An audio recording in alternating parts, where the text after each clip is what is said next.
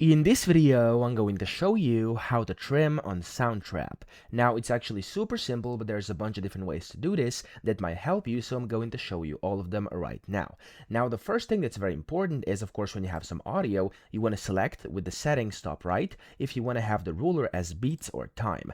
Now, when you do that, it's actually going to change over here, as you can see how the grid is viewed. So if I try and trim it right now, as you can see, I can go to the very far right or the very far left bottom of my audio, and there's like this icon. So when I hover over it, it's going to kind of change my cursor. I can just click and hold my left mouse button, and then if I go just like this, as you can see, I can go ahead and basically trim and adjust my audio however I like. Now you can do this at the beginning over here as well, and that's basically kind of the essentials of how you trim. Okay, however, if you actually want to trim using a grid, for example, you could do that as well. So you want to go to the settings button up top and you want to switch over to beats, and over here, as you can see right now, it's allowing me to freely do it. However, if I turn on snap to grid over here, it's going to go ahead and do this via this grid. So using the grid lines over here, and of course I can change to whatever grid size I want over here, and based on that I can then go ahead and basically trim my audio. So those are kind of the essentials that you need to know. Of course, you could also trim certain parts, and you can do this